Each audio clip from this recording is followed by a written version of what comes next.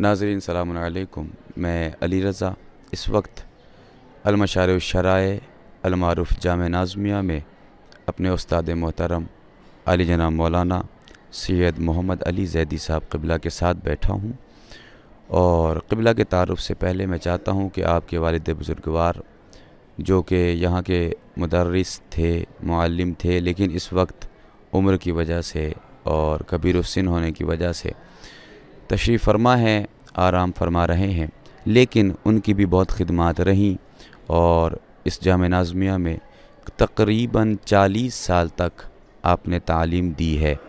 اسی کے ساتھ ساتھ قبلہ موصوف بھی انہوں نے تقریباً 14 سال سے یہاں پڑھا رہے ہیں، اور سلسلہ تعلیم و تعلم جاری و ساری ہے، اور خصوصیت یہ ہے کہ اسی مدرسے میں آپ نے تعلیم بھی حاصل کی۔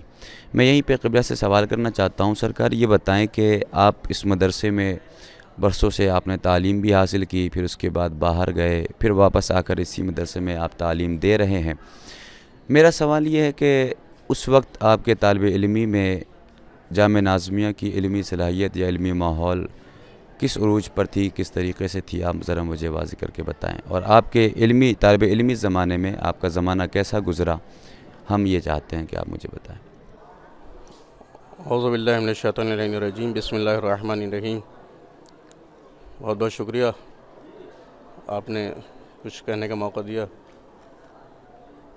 طالب علمی کا زمانہ بہت اچھا سنہرا دور تھا، بہترین اساتذہ رہے ہیں جو ہمیں پڑھا رہے تھے اور تعلیم دے رہے تھے۔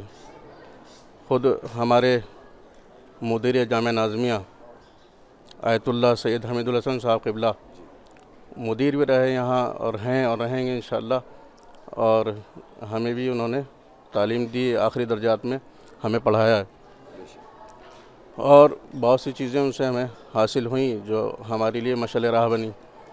ان کی حوصلہ افزائی وغیرہ، ہمدردی، محبت ہمیشہ شامل حال رہی اور ہے، انشاءاللہ رہے گی۔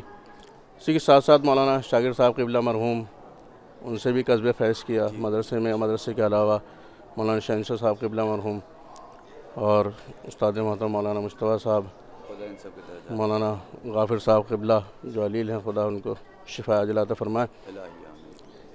اسی کے ساتھ ساتھ مولانا ظہیر صاحب، مولانا ابن حیدر صاحب قبلہ، یہ تمام اساتذہ، مولانا حسنین صاحب جن سے ہم نے قصب فیض کیا ہے، اور اس کے بعد پھر یہیں تدریس کے فرائض بحکم سرکار امیر العلماء انجام دی اور انشاءاللہ دیتے رہیں گے۔ ہماری دلی خواہش تھی طالب علمی کے زمانے سے کہ یہاں تعلیم حاصل کرنے کے بعد خود اپنے مدرسے کی خدمت کریں اور یہاں طلاب کو زیور علم سے آراستہ کریں۔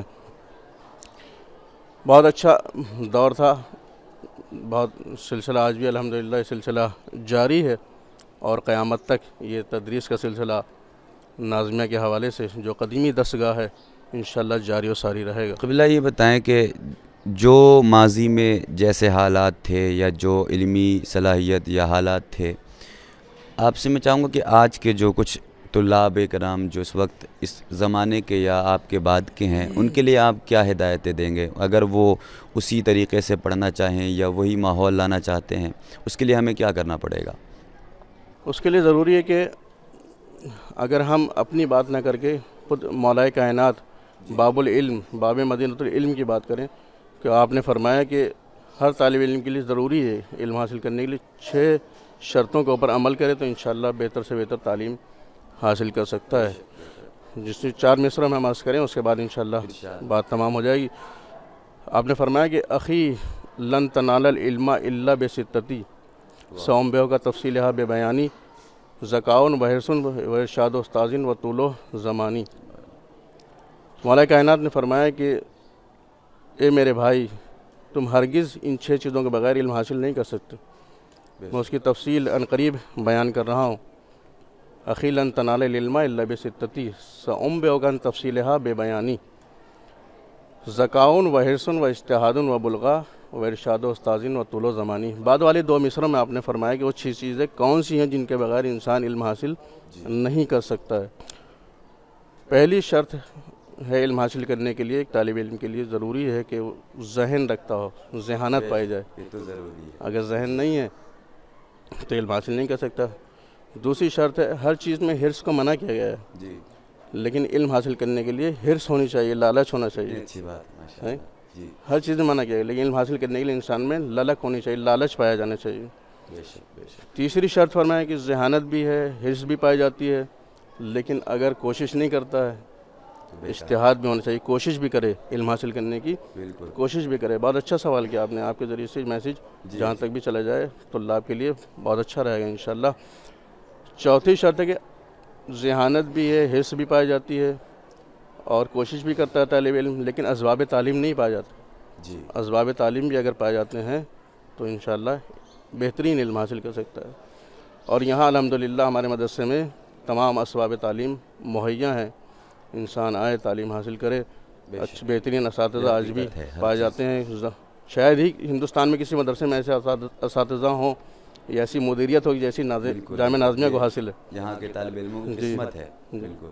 آخر کی دو شرطیں جو مولانا فرمائیں کہ ایک بہترین استاد بھی طالب علم حاصل کرنے کے لیے ہونا چاہیے، جی ارشاد استاد، وہ طول و زمانی، پل دو پل میں علم حاصل نہیں ہوتا، ایک لمبا زمانہ بھی ہونا چاہیے ہونا چاہیے۔ کہ انسان ایک لمبا زمانہ صرف کرے تب علم حاصل کر سکتا ہے، جی یعنی کہ مہینے دو مہینے میں، سال دو سال میں علم حاصل نہیں ہوتا، کہ ایک لمبا زمانہ بے شک ہونا چاہیے علم حاصل کی۔ تو اس 6 شرطیں ہیں، ذہانت، حرص، کوشش، اسباب تعلیم، اچھا استاد اور ایک لمبا زمانہ۔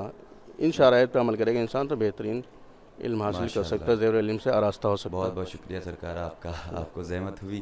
شکریہ آپ کا بھی اور تمام ناظرین کا کہ کچھ کہنے کا موقع دیا۔ وآخر دعوانا الحمدللہ رب العالمین۔